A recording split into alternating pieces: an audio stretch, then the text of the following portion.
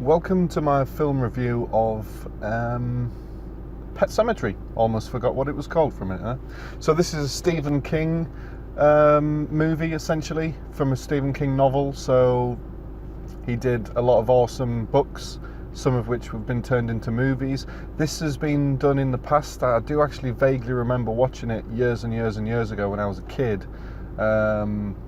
But it did feel like it was about time a more modern movie of this was made. So it's a movie that I was hugely looking forward to seeing, I'm not going to lie. This was right up my street, something I was really looking forward to. But I didn't quite get a chance to see it as soon as what I was hoping for. So in the end, I had to travel quite a while to get there to a cinema that was showing it, but I'm not going to bore you with that. Let's just get to the main point. So, I enjoyed this movie, and overall I would give it a 7.3 out of 10. Now this is purely on a horror-based analysis, so I'm not comparing horrors with, say, Marvel movies. Horrors get scored on their own right, because if you were to compare a 8 out of 10 horror movie with an 8 out of 10 Marvel movie, most people would probably say, well, the Marvel movie's 8 out of 10 and therefore the horror movie's got to be a 6 out of 10 because it's nowhere near as good on the overall package. But horror movies, as we know, the storyline isn't supposed to be brilliant. The acting doesn't have to be brilliant. All that matters is, does the damn thing scare you? That's what we love about horror movies. And this definitely ticked those boxes. There was times where I was actually putting my hands up to my face, like my knuckles to my face, you know, kind of like almost watching behind your hands sort of thing. It was a boiling hot day, and I don't know whether the air conditioning was good, but I felt freezing cold at times in the cinema house, kind of chilled, you know, when you've got the chills, something's freaking you out a bit. So, you know, that was definitely a good thing and gives this movie lots of big ticks. I also had the cinema to myself, which was an amazing treat. I absolutely love it when that happens, so I could, you know, just enjoy having the whole place to myself. Change my seat, make sure I was in the perfect spot, have a bit of fun, you know, seat hopping and finding out what gives the best viewing experience. And on that note, I would probably suggest just don't be too far away. You don't want to be too close. Middle of the cinema is probably ideal for this kind of a movie. It's not a popcorn muncher, so, you know, there's your obvious quiet bits like you would expect in a horror. How can you have the big, loud, jumpy bits if they don't have lots of quiet bits? Similar with all horrors. So, yeah, not a popcorn muncher. In terms of whether you want to go to the cinema to see it, definitely go and see it at the cinema. But, you know, I'd probably say try and see it on the buy one, get one free day. The Meerkat movies, Tuesdays or Wednesdays, or something like that. It's not a premium movie where, like I said with The Curse of La Llorona, that was a cracker. If you had to go on a Friday night, take a date, you know, make a big deal about it, scary date night with the partner, then La Llorona was definitely worth that, going on a Friday or a Saturday night. But with Pet Sematary, I'd probably recommend try and catch it on a buy one, get one free night, to be perfectly honest. And if you're going to watch it at home, just make sure you got the lights out and the volume cranked right up, basically, to get the most out of this movie. So it was a movie that, like I say, I really enjoyed, and luckily the trailers that I'd seen didn't give much away. I kind of made sure that I didn't watch too many trailers when it got nearer the time, because I didn't want to have anything in memory of what happens in the movie. But also I was quite glad to say that couldn't actually remember much of this. So I'm not a book reader, but I had seen the original movie, and, you know, from years and years ago, and luckily I couldn't remember some of the things that happened. So I actually found the movie a very pleasant surprise. Oh my God, you know, stuff like that. And that's very much down to Stephen King, because he's the daddy-o that writes these awesome horror movies. So kudos to Stephen King. And overall, it worked perfectly well, I would say, as a movie. It's I'm comparing it at the moment in my mind to La Llorona. I saw that recently, loved it, thought it was an absolutely excellent movie.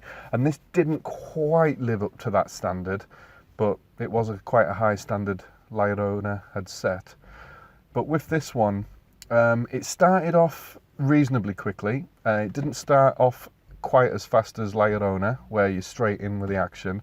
But then again, it wasn't a slow start either. It was still a fairly reasonably paced, get straight in with the scary stuff, get straight on with it, get straight on with the movie, no messing around.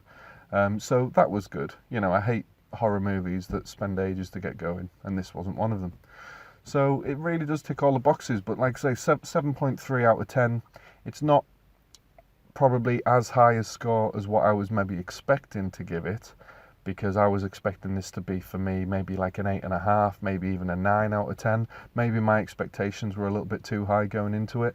And there was some elements of the story that kind of, and I don't think this is specifically Stephen King's take, I think this might have been a slight adaptation for this particular movie.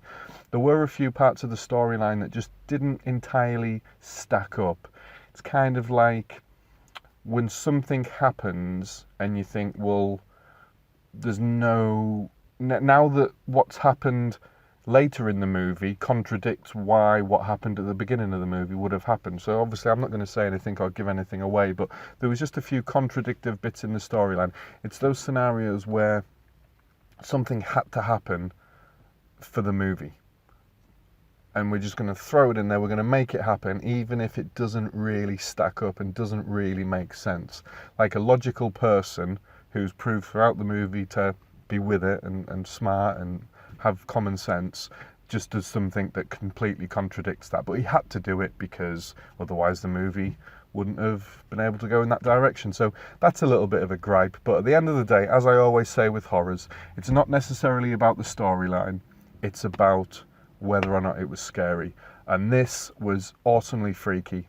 Brilliant bits that were chilling, and it wasn't the same kind of scares La Llorona, because with La Llorona, it's, you know, freaky ghouls, ghosts, demon-y type scares. This was a little bit more,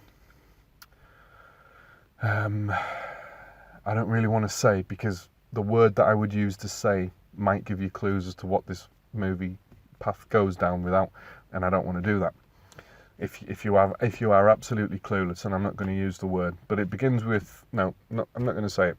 Anyway, it's adequately chilling and freaky, and it reminded me of a couple of other movies where certain scary characters, because of the character that they are, kind of makes it extra scary. So that was actually really good and kind of worked quite well.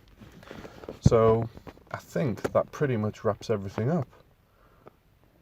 I don't think I had anything else I needed to say. Oh yeah, as usual, the beginning bit's important, so don't be late to see this movie start, because there is a very small bit at the beginning. It's not ultimately crucial, but it's a part that you want to see. You don't want to miss it.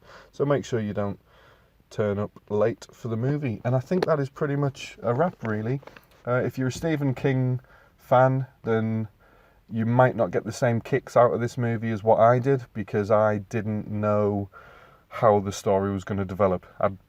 I'd forgotten, which is blissful. So I think if it didn't have the surprise element of the storyline developing the way it did, it might have just been a flat 7, maybe a 6.9. I'm starting to sound harsh on the movie, but it really wasn't that bad. It was good. It was decent. You know, just horrors. It's very difficult to get a really good horror that blows you away. Or at least it is for me, because, you know, I'm not the kind of person that scares that easily. I don't go home at night thinking about the movie that I saw and getting freaked out when the lights go out. You know, unfortunately, wish I did. I love to be scared. That's why I love horror movies. But nevertheless, it's a good, solid movie. Let me know what you thought about it, and how do you think it compared to the book and also to the original Pet Sematary movie it was a movie, yeah, that came out years ago. So thanks for tuning in. I hope you found this review useful, and if you haven't already checked out La Llorona, I'm just going to give that a shout out because it's totally worth seeing. So I hope you enjoyed this movie. Thanks for listening. See you on the next review. Bye bye.